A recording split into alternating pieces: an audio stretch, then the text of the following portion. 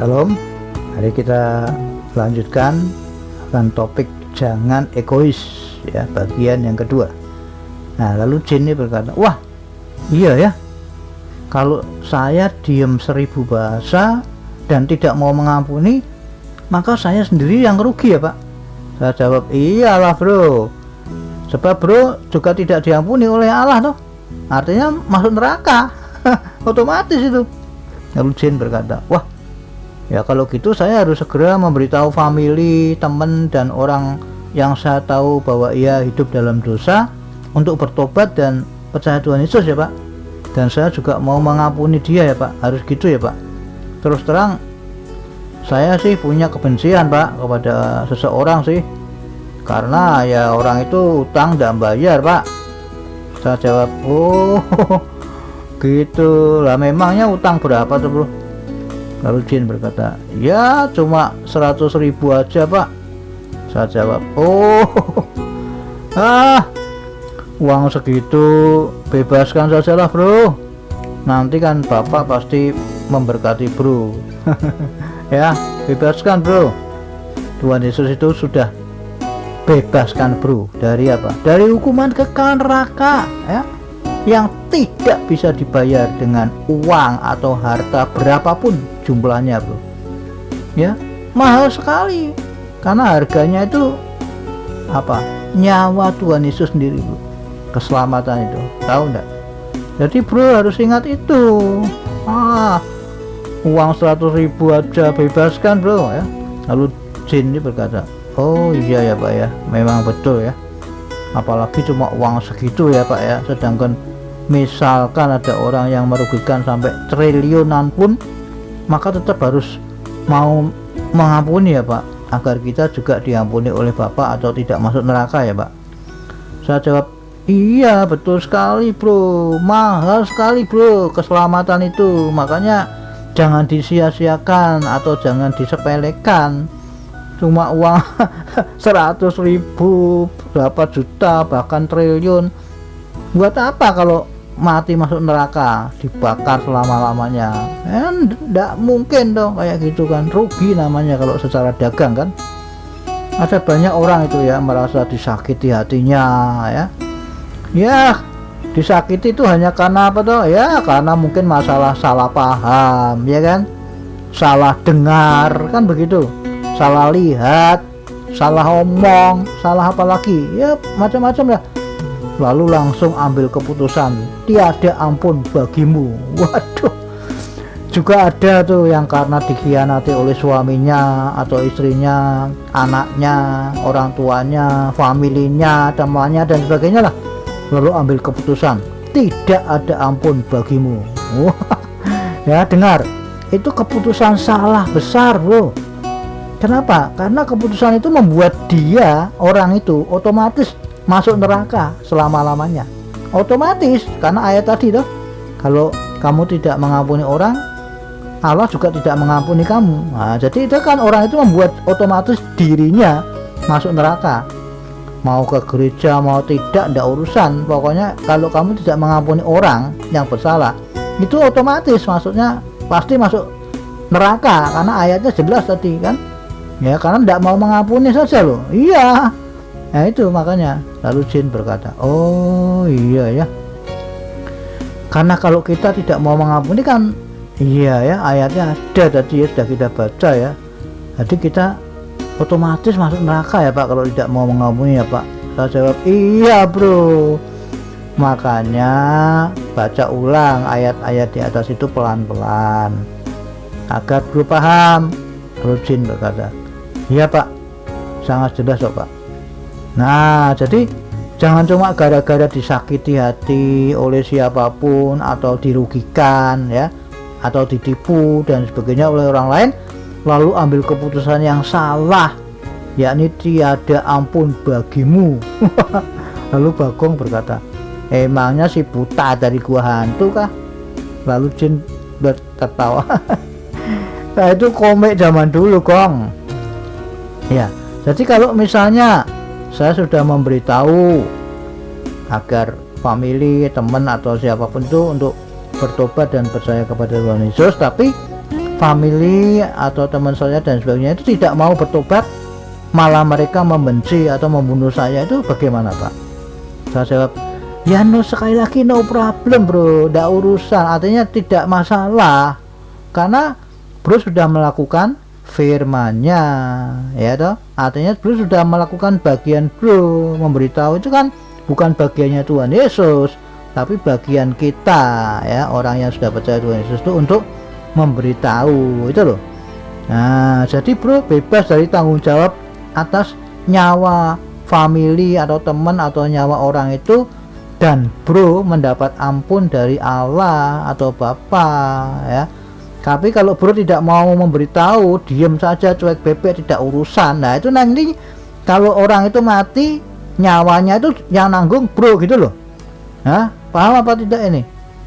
Oh gitu. Nah, ini ayatnya, ya. Tadi yang kita bacakan Yeskiel 33 ayat 8. Nah, kalau kita mau memberitahu lalu orang itu tidak mau percaya atau malah marah, malah salah paham, malah membenci kita, yaitu kita tidak salah. Karena apa? Karena kita kan sudah memberitahu, bukan diam saja, ya kan? Bukan kita cuek bebek, bukan kita tidak urusan, enggak, kita kan sudah memberitahu.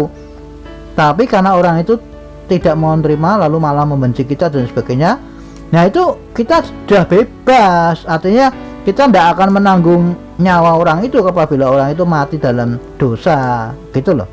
Nah, ayatnya ada ini Yeskiel 33 ayat 9 itu. Tetapi jikalau engkau memperingatkan orang itu, ya artinya kan memberitahu kan, suruh bertobat kan, memperingatkan itu kan, supaya ia bertobat dari hidupnya, dikatakan, tetapi ia tidak mau bertobat. Nah, ini kan jelas ya, ia akan mati dalam kesalahannya. Nah, jadi maksudnya mati dalam kesalahannya itu orang itu mati tapi belum bertobat gitu loh. Tetapi engkau telah menyelamatkan nyawamu. Nah, jadi artinya tidak tanggung jawab. Kenapa? Karena kita sudah beritahu orang itu supaya bertobat dan percaya Tuhan Yesus, tapi dia tidak mau. Beda toh. Tapi kalau kita diam saja, wah, nanti kalau mati orang itu dalam dosanya, nyawanya itu yang nanggung kamu. Jangan enak-enak, makanya ya. Lalu jin berkata, oh gitu, ya paham saya Pak. Kalau gitu ya saya harus segera memberitahu family, teman atau siapapun yang saya tahu bahwa ia itu hidup dalam dosa agar bertobat dan percaya Tuhan Yesus ya Pak. Sekalipun mungkin saya dibenci atau dibunuh, dikucilkan, diremehkan dan sebagainya oleh family atau teman atau orang kayak gitu ya Pak. Iyalah bro, tidak usah takut dan gentar bro. Seandainya orang yang bro beritahu agar bertobat itu malah salah paham, malah marah, lalu malah mengucilkan, membenci, membunuh dan sebagainya terhadap bro, tidak usah takut. Artinya tuh orang itu tuh masih keras hati gitu loh bro. Hari itu ya, hari itu masih keras hati. Artinya hari itu masih keras hati. Jadi ya bro jangan menyerah lalu apa ikut-ikutan membenci atau membunuh terhadap orang macam itu dengan berkata, ya udah diberitahu tidak mau, ya toh, sudah diberitahu tidak mau, ya udah. Nah, lalu bro berkata seperti itu, mau mati masuk neraka apa tidak urusan, tidak urusan. Nah, itu namanya bro menyerah. jangan kayak gitu ya. Tapi doakan terus, kalau perlu ditambah tuh doa puasa gitu loh bro. Perjuangkan, itu namanya. Jangan begitu tadi yang mau sudah dikasih tahu tidak mau, ya udah tidak urusan, mau masuk neraka mau apa terserah. Nah, itu namanya orang menyerah, putus asa ya. Tidak boleh. Kita anak Tuhan harus berjuang. Tuhan Yesus saja berjuang sampai titik darah penghabisan kok. Masa kita anak-anaknya kok seperti itu, kan tidak mungkin ya. Kita harus mencontoh Tuhan Yesus. Nah, setelah kita berjuang, kita doakan entah kapan orang itu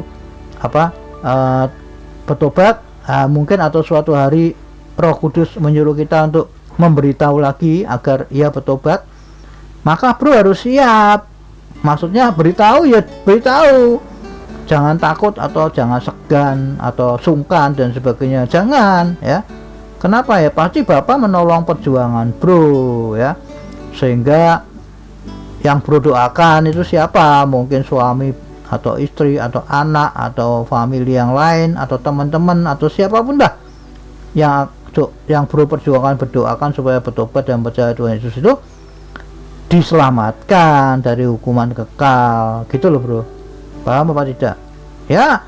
Atau bisa juga Allah tidak memakai bro, tapi karena bro sudah berdoa, tapi Allah memakai orang lain ya, apa atau siapapun juga untuk membuat orang itu bertobat dan percaya kepada Tuhan Yesus bro. Ya mungkin lewat penyakit ya kan, atau lewat bangkrut ya, miskin, atau keluarganya hancur mina dan sebagainya, baru mau bertobat, kan bisa terjadi seperti itu. Artinya ada banyak macam lah cara Allah itu untuk membuat orang yang keras hati itu bertobat bro ya. Yang penting bro harus doakan terus, jangan menyerah. Paham kah tidak ini? Lalu Jin ini berkata, oh iya paham pak. Jadi tugas saya adalah memberitahu siapapun orang yang tahu hidup dalam dosa agar bertobat dan percaya Yesus, lalu mau mengampuni kesalahannya kalau memang ada salah kepada saya ya pak. Dan kalau orang itu mau taat, ya puji Tuhan Yesus, berarti jiwanya diselamatkan dari neraka. Kalau tidak mau, malah megal-megol atau ngece, marah, membenci atau membunuh, kemelinti, mendiamkan ya, njotake bahasa Jawanya, memblokir dan sebagainya, ya maka tugas saya selanjutnya adalah berdoa buat orang yang keras hati dan tidak tahu berterima kasih itu ya pak. Saya jawab 100 bro. Ini sudah paham rupanya sekarang ya. Nah jadi yang penting bro tuh jangan ikut-ikutan orang yang keras hati itu, ya ini ikut balas membenci atau balas apa, pokoknya jangan ikut itu lah intinya. Jangan ikut-ikutan orang yang apa, artinya sedang keras hati itu. Paham apa tidak ini ya? Kasih, tetap kasih walaupun bro dibenci, diapakan, dijahati, macam apapun lah, tetap bro harus baik kepada orang itu ya. Andai kata misalkan bro kasih selamat apa, selamat ulang tahun, selamat apa, orang itu tidak balas, ya tetap aja cuekin aja, jangan ikut-ikutan bro marah lalu masa dikasih ucapan selamat tidak dibales dan sebagainya lalu berikut-ikut marah. Kalau gitu mulai sekarang saya tidak mau ngasih apa-apa sama orang itu. Itu namanya bro ketularan. Ketularan apa? Ketularan yang jahat. Tidak bisa, kita tidak bisa seperti itu sebagai anak Tuhan, tidak boleh seperti itu. Tuhan Yesus saja rela dibegitukan sampai mati di salib tuh masih mendoakan kok di atas kayu salib kok ya kan. Apalagi kalau cuma kita digitukan sama family kita atau teman kita atau siapapun, cuma disakiti kayak gitu, nggak usah ikut-ikutan lalu kita ambil keputusan yang salah, jangan ya. Nah kecuali bidat atau orang yang memang sudah kena ajaran sesat, nah itu tidak apa, maksudnya sudah kena ajaran sesat tapi tidak mau diluruskan, nah itu kita jauhi bro. Orang semacam itu namanya itu bidat ya. Bidat tuh orang yang seperti itu ya, orang yang sudah kena ajaran sesat, dikasih tahu tapi tetap tidak mau bertobat, nah itu bidat namanya.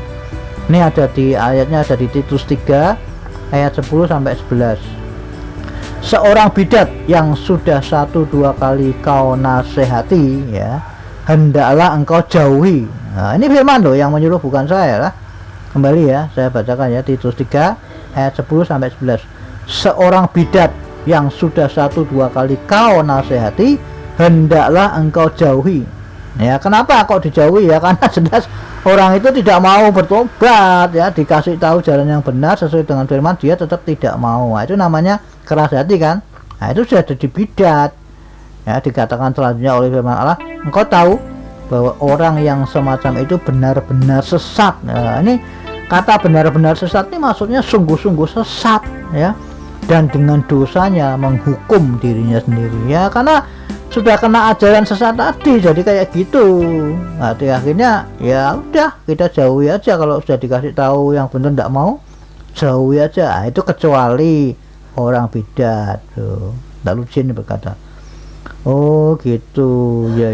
Jadi bidat itu sulit untuk bisa bertobat karena di dalam orang itu ada roh jahatnya mungkin ya pak. Iya bro, betul. Ini ayatnya ada di 1 Timotius 4 ayat 1 bro ya. Demikian firman Allah.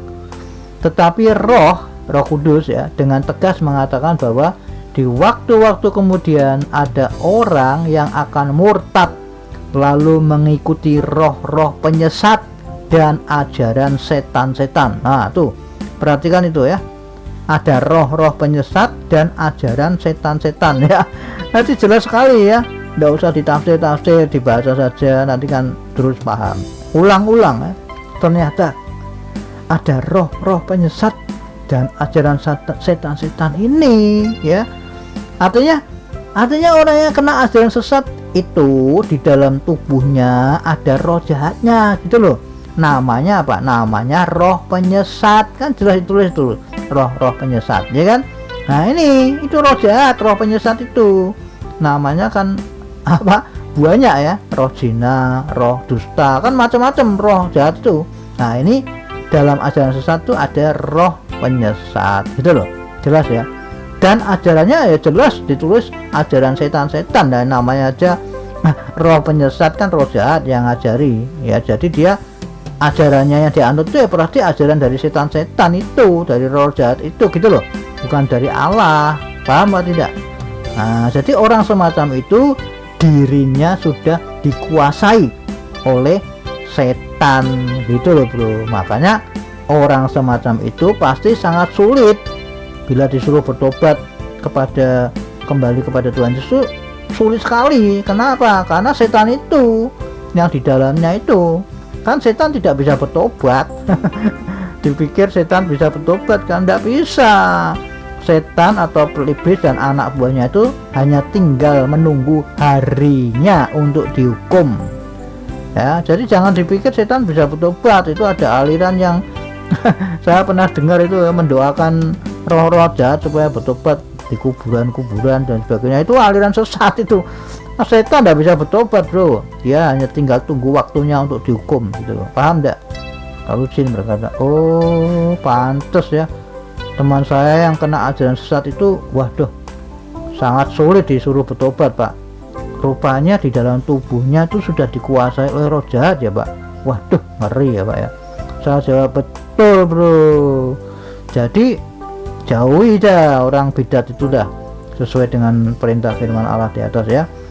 Jadi terus doakan agar Bapak berbelas kasihan atas orang yang kayak gitu loh bro ya. Dijauhi itu maksudnya ya sudah, nggak usah nggak usah didekati. Dijauhi kan, tapi kita tetap doakan orang semacam itu ya, supaya belas kasihan Allah turun atas orang itu ya kan. Tidak ada yang mustahil bagi orang yang percaya dan bagi Allah kan. Nah lalu soal bagaimana dan kapan orang itu bertobat ya, itu bukan urusan kita bro, itu urusan Allah. Allah kan punya 1.000 triliun cara lah, bukan cuma 1.001 cara ya, punya 1.000 triliun cara untuk membuat orang semacam itu tuh bertobat. Seperti yang saya katakan di atas itu bro ya, mungkin lewat dikasih penyakit dulu, atau kena penyakit dulu, atau lewat jatuh miskin atau bangkrut ya kan, atau lewat kena celaka, atau lewat keluarganya hancur mina dan sebagainya lah. Banyak sekali cara Allah itu untuk membuat orang itu bertobat gitu loh. Paham tidak nih? Lalu jin berkata, oh iya paham saya pak. Nah jadi doakan terus agar paling tidak orang itu mau bertobat sebelum mati gitu loh bro ya. Sebelum mati maksudnya mau bertobat ya, karena kalau sampai mati tapi belum bertobat ya artinya itu terlambat bro. Nih ayatnya ada di Ibrani 9 ayat 27. Demikian firman Allah. Dan sama seperti manusia ditetapkan untuk mati hanya 1 kali saja. Dengar ya. Dan sesudah itu dihakimi. Nah, saya ulang lagi ya. Dan sama seperti manusia ditetapkan untuk mati hanya 1 kali saja, dan sesudah itu dihakimi ya. Jadi tidak ada orang yang mati lalu didoakan supaya selamat lagi itu. Wah itu ajaran setan-setan namanya. Seperti yang dikatakan di atas tadi, itu ajaran sesat, ajaran setan-setan. Tidak ada ayat yang mengatakan orang mati nanti bisa doakan, bisa selamat masuk surga. Wah, nggak ada, itu ajaran setan-setan itu bro, jelas sekali bertentangan dengan firman Allah ini di Ibrani 9:27 ini. Paham tidak? Nah, makanya ada orang yang salah ya, lalu berkata, tapi orang itu merasa benar gitu loh ya, ketika begini ya, ketika ada orang yang belum bertobat karena sakit berat ya, dan sudah lama dalam keadaan sakit itu tidak sembuh-sembuh, lalu mati, tapi belum sempat bertobat gitu loh, karena kan sakitnya sudah lama ya, tidak sembuh-sembuh, tapi malah belum percaya kepada Tuhan Yesus dan belum bertobat, mati gitu loh. Lalu ada orang yang coba memberi kata-kata hiburan, maksudnya menghibur orang yang ditinggal, entah itu istrinya, entah suaminya, entah itu anaknya ya, yang ditinggal oleh yang mati tadi ya. Lalu dia berkata seperti ini ya, udahlah ikhlaskan saja, sekarang dia kan sudah bebas, tidak sakit lagi pak atau bu atau nak.